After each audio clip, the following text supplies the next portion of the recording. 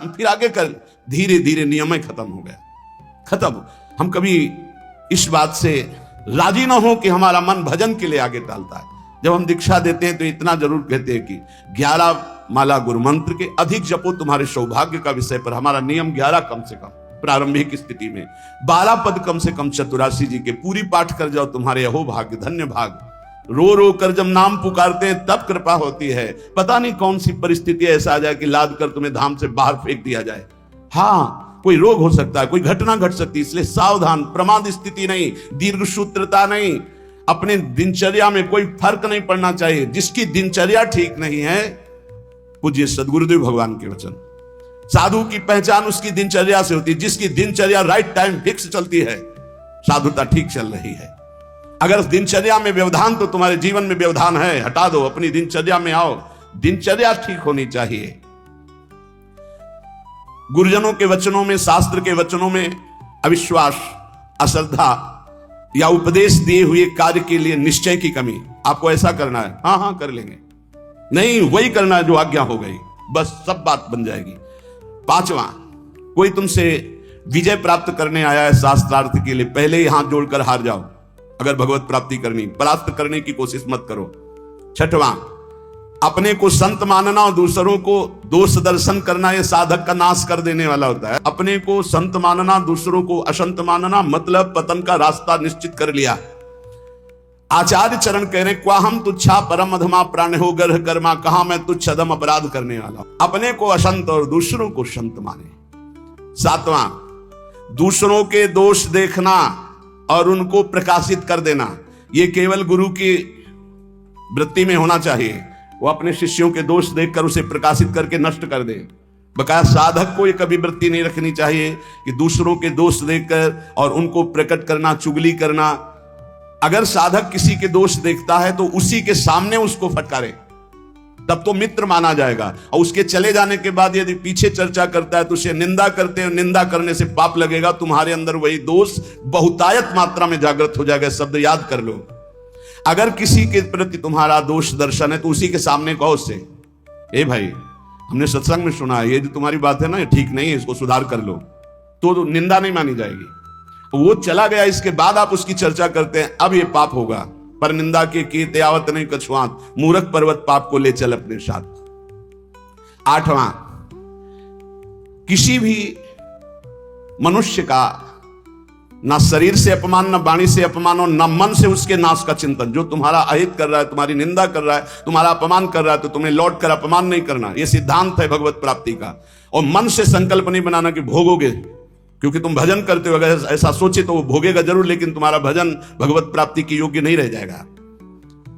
9वां, पर चर्चा, बैठकर सदैव दूसरे के विषय की चर्चा। ये साधकों में कुछ दोष होते हैं, इसलिए इसका सुधार करना चाहिए। पर चर्चा, पर निंदा से साधक को बहुत बचना है। ये जबान बहुत दुष्ट है, इसको रोको, वाणी को रोको। वाणी एक अमोल है, जो कोई बोले जान, हे तराजू तौल के तब मुख बाहर आन।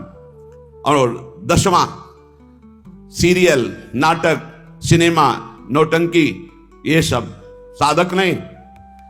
असत साहित्य नहीं पढ़ना, नहीं देखना, नहीं सुनना, बहुत बड़ा प्रभाव पड़ता है। इससे बहुत बड़ा प्रभाव पड़ता है, बहुत बड़ा प्रभाव पड़ता है। आपको अनजाने में पतन के मार्ग में आपको ले जाएगा। आपको सुनना है सत्संग, तो सुनने वाला यंत्र रखिए। ये सुनने के लिए ये जो टच वाला मोबाइल है, बचो इससे, पक्की बात है। इसको हम बहुत प्रार्थना पूर्वक निवेदन करते हैं कि साधक जो घर से निकला है भगवत प्राप्ति के लिए, टच वाले मोबाइल से बचे। जहां भगवत प्राप्ति की लालसा से आपने वैराग्य लिया, वहां भोगों की लालसा पैदा कर देगा। जहां आप खोले मोबाइल तो आपके ऑप्शन ही ऑप्शन है। और मन कभी भगवत ऑप्शन सुनना चाहे तो बड़ा पवित्र मन होता है। हाँ, ये संसारिक बात है, इसमें क्या है, अच्छा इसमें क्या है, ढूंढते ढूंढते वहां पहुंच गए जहां नहीं पहुंचना चाहिए, और आपको नष्ट कर देगा। सत्संग सुनना है तो यंत्र रखो सत्संग सुनने का। अगर आपको सही माने में मोबाइल का ही प्रयोग करना है, बहुत जरूरी है, तो हम कहते हैं छोटा वाला मोबाइल रखो। लेकिन नहीं, स्मार्ट, बड़े स्मार्ट बने हो, माया से थोड़ी तुम्हारी स्मार्ट गिरी चलेगी।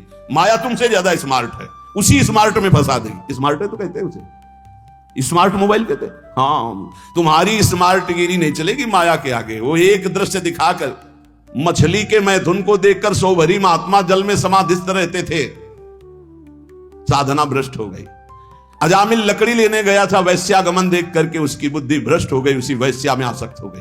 प्रार्थना है, बहुत है बिना मोबाइल के नहीं चलता तो 1800 वाला ले लो, 2000 का जो नहीं आता इतना भाई। बहुत है बात करनी, कहीं कोई तुम्हारा पदाधिकारी हो तो भाई देख लो।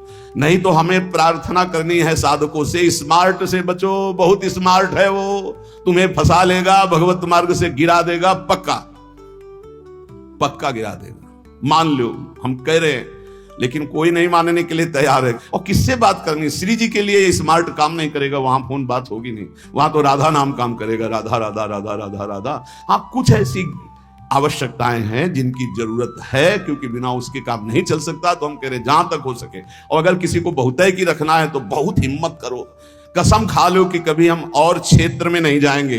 बहुत बड़ा क्षेत्र है। आज कोई भी व्यक्ति हमको प्रायः ऐसा नहीं दिखाई देता जिसकी कनपटी में मोबाइल ना लगा हो। भगवान का ये बहुत विचित्र, कलयुग भगवान ने ये यंत्र चलाया है, बहुत विचित्र। ये भगवान की बहुत माया चली। तो कह रहे नाटक, सिनेमा, फिल्म, सीरियल, समाचार, बचो भाई। अगर भगवत प्राप्ति करना है तो थोड़ा सावधान हो जाओ। 11वां, शास्त्र विरुद्ध कोई भी आचरण ना हो, नहीं तो भय को प्राप्त हो जाओगे। बड़े शेर दिल होकर के भी तुम्हें गुलामी ऐसे की सहनी पड़ेगी जो तुम सोच नहीं सकते। अगर अशास्त्रीय थोड़ा भी कर्म हुआ तो वही तुम्हें रौंद देगा। एक छोटा सा, एक नीच प्रवृत्ति वाला तुम्हारे ऊपर शासन कर लेगा। हमारी बात को समझना, जो लिखा है, शास्त्र विरुद्ध कोई भी आचरण तुम्हारे शेर दिल को रौंद देगा। शेर दिल का मतलब समझते हो? साधु सिंहवत होता है, बिल्ली बना देगा। वही तुम्हें डाउन होना पड़ेगा, वही तुम्हारी हंसी उपहास, वही तुम्हारी निंदा हो जाएगी, अशास्त्रीय आचरण। 12वां, बड़ों के आने पर खड़े हो जाना चाहिए, नहीं तो प्राण शक्ति कमजोर होती है। अपने से पूज्य और बड़े जन आवे तो हाथ जोड़कर खड़े हो जाने से हमारी प्राण शक्ति मजबूत होती है। पक्का मानो, ये जो दिल कमजोर हो रहे हैं ना, इसका कारण खान पान व्यवहार अशास्त्रीय, ये जो सुबह 8-10 बजे तक सो रहे हैं, आयु नष्ट हो रही, ये जो नाना प्रकार के बाहरी भोजन कर रहे हैं, इनसे अपने यंत्र कमजोर हो रहे हैं, जो अशास्त्रीय कार्य हो रहे हैं उनसे जीवनी शक्ति नष्ट हो रही, प्राण शक्ति कमजोर हो रही। पक्का मानिए, आज प्रायः लोग ऐसा ही है कि 1-2 बजे रात्रि के सोते हैं और 8-10 बजे जगते हैं। हमारी प्रार्थना है भुवन भास्कर उदय हो रहे और आप सो रहे, तो आपकी श्री, कीर्ति, यश, पवित्रता, प्राण शक्ति, जीवन शक्ति, इन सब का नाश हो रहा है।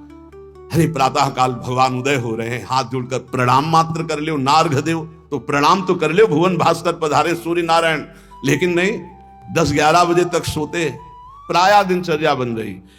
सही माने में 10 बजे सो जाओ, 11, 12, 1, 2, दिन में 1 घंटा विश्राम का। जिसको दिन में विश्राम नहीं तो 9 बजे सो जाओ। 5 घंटे सो जाना बहुत होता है, 5 घंटे बहुत।